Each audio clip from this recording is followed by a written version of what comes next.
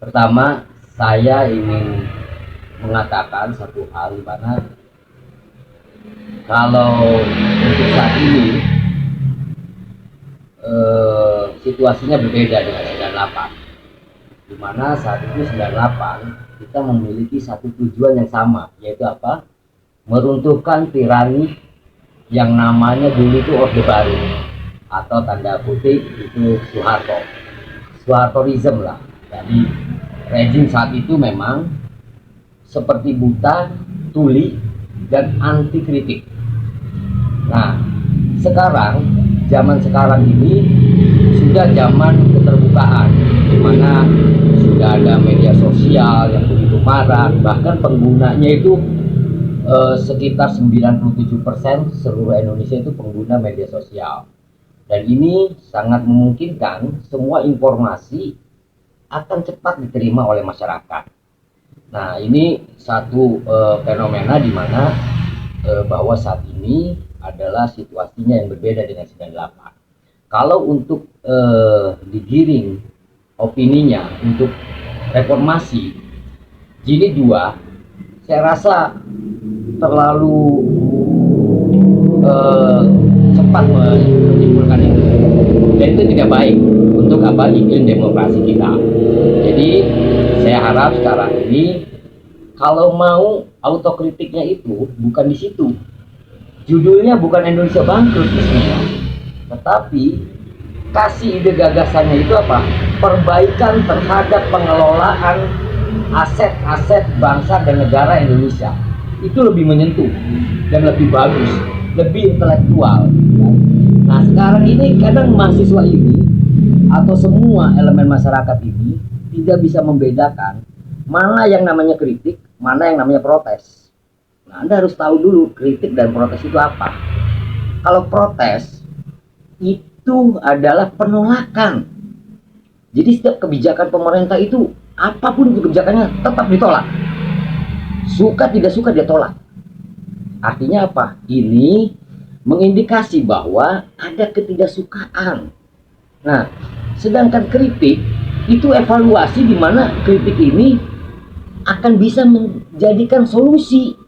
Maka di sini pemerintah sekarang yang dipimpin oleh Bapak Prabowo Subianto ini jangan anti kritik, dengarkan apa yang diinginkan rakyat, apa yang sedang terjadi di bangsa dan negara ini, kemudian bangunlah komunikasi yang baik. Artinya adalah public speakingnya itu ya harus betul-betul dijaga gitu loh. Jangan sampai masyarakat bingung terhadap yang terjadi saat ini. Ini kan terjadi demo ini kan karena ada ketidakstabilan nih dari gejolak yang terjadi ini, seperti kenaikan BBM, terus kemudian, tapi intinya saya ingin katakan di sini, masuknya aksi ini adalah dipelopori oleh kasus dari sarut marutnya makanan gratis itu, makanan bergizi gratis. Yang ini harus kita betul-betul kritik. Karena kenapa? Karena MBG inilah jalur masuknya untuk aksi ini. Karena ada persepsi dari kalangan masyarakat bahwa kenaikan BBM saat ini itu dipicu oleh adanya MBG yang triliunan itu seluruh Indonesia. Nah, ini harusnya MBG ini jangan dikritik program MBG-nya, tetapi sistemnya, bagaimana MBG ini berjalan untuk kemaslahatan rakyat Indonesia, terutama pelajar sekolah. Sekarang bayangkan Mbak, kalau sekarang sekolah ini pulangnya tuh dari berangkat itu masuk tuh jam 8, pulang sampai jam 2, jam 3. Apakah mungkin orang-orang yang tidak punya uang bisa makan? Dia menahan lapar loh. Nah, ini kan ada satu kebaikan MBG ini. Tapi sayangnya dulu MBG itu kan dicanangkan itu kan harusnya tuh yang mengelola UMKM, dikembalikan ke UMKM, sehingga perputaran rupiah itu ada di dalam negeri nantinya, tidak keluar. Karena pembelanjaan di sini, produksi di sini, dimakan di sini gitu loh, di negara kita sendiri. itu kan siklusnya jelas gitu loh. Nah sekarang kalau MBG terus dijadikan proyek, ini yang keliru gitu loh. Ini yang salah kelola. Maka wajarlah rakyat saat ini marah kepada pemerintah. Karena kenapa? Karena sudah terciduknya juga itu.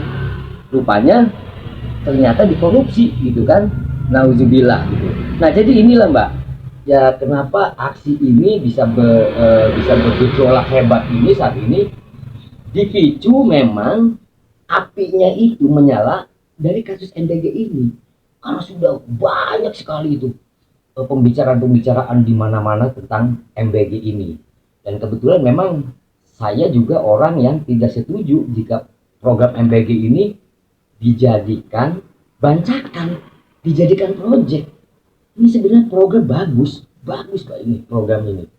Nah mungkin itu kali ya kenapa terjadi gejolak saat ini di negara kita ini sehingga kemarin ada demo jilid 1 jilid. Tapi saya ingin jelaskan juga, ingin mengingatkan kepada adik-adik mahasiswa, teruslah bersuara, teruslah bergerak, teruslah kritik.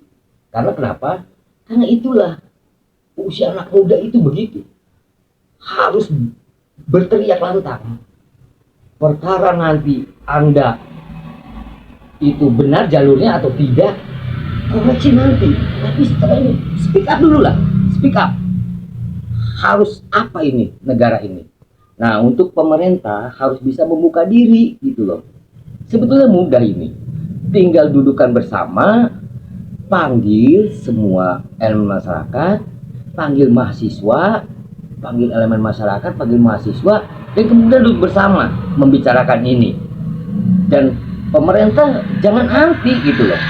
Kalau memang ini kita menggembur-gemburkan demokrasi, ayolah duduk bersama gitu loh. Apa maunya gitu kan? Terus kenapa bisa terjadi seperti ini? Gejolaknya ini begitu hebat. Dolar udah tembus 18.000 nggak? Apa tidak mempengaruhi semua aspek gitu? Udah pasti mempengaruhi semua aspek. Itu mungkin Mbak yang harus kita kritik adalah yang paling utama itu gagalnya pengelolaan aset-aset bangsa dan negara ini. Itu yang harus kita kritik terus, gitu kan? Gitu mungkin.